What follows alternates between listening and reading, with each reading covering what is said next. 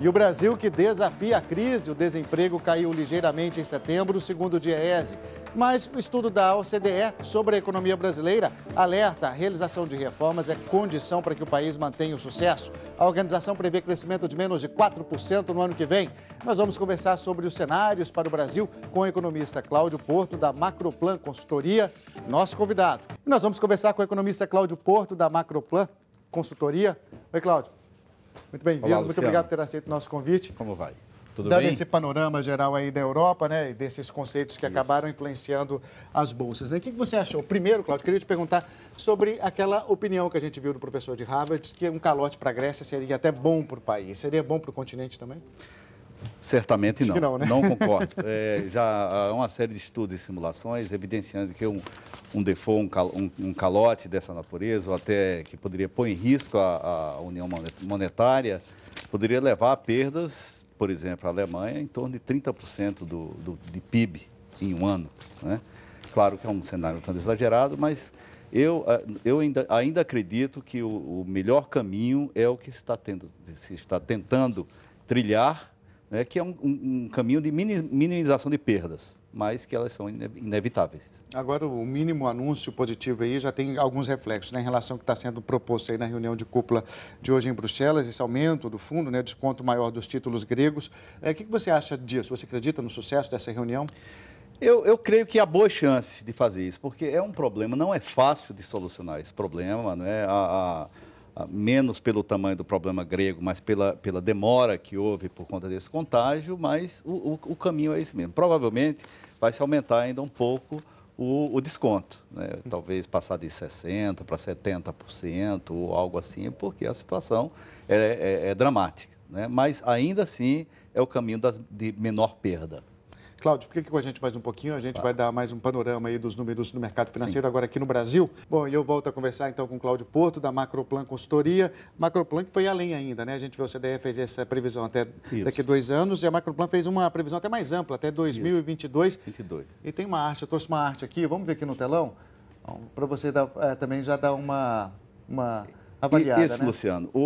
Nos últimos 5 anos, nós vivenciamos um cenário que era uma espécie de um capitalismo chinês a brasileiro. O mundo era muito amplo, tinha amplas oportunidades para os países emergentes.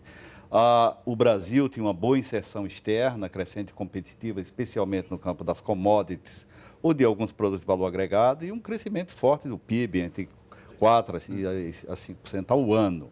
Mas esse cenário está mudando. Está mudando, né, Paulo? E você acha que a gente aproveitou muito bem essa fase para enfrentar agora essa volta aos anos 70, que é o que vocês estão chamando? Não, né? a questão é o seguinte, né? Nessa etapa aí, sem dúvida, houve ganhos importantes para o Brasil, especialmente em termos de mobilidade social. Nosso mercado interno se expandiu muito, né? E é um dos ativos que nós temos para enfrentar esse cenário de crise. Agora, de todo modo, o que nós vemos agora, por conta da acentuação da crise e das incertezas na economia global, nós vimos aí problemas na Europa, nos Estados Unidos, né? Então, isso a própria China e a Índia estão às voltas com problema de inflação. Há uma perspectiva de uma inserção externa mais moderada do Brasil e foco no mercado interno. E o nosso prognóstico é de um arrefecimento, uma queda no crescimento do PIB, aí para os próximos 3 anos, entre 3% a 3,5%. Parece até que a OCDE combinou conosco, né? Mas em linha com o que está aí. E é um cenário que pode se estender por mais algum tempo. Ambos os cenários, eu queria destacar, eles fazem parte de um estudo que nós publicamos esse ano, em conjunto com vários autores brasileiros, que está publicado no livro 2022, uma agenda para um Brasil melhor no ano do bicentenário, que inclusive será apresentado num seminário promovido pela revista The Economist na próxima semana. Ô, Cláudio, e dentro desse cenário que a gente viu agora há pouco aqui no telão dessa arte, dessa volta aos anos 70, que é como vocês estão chamando, na verdade é um resultado mediano, a gente está indo bem, a gente vai conseguir, diante desse cenário, enfrentar bem essa crise mundial?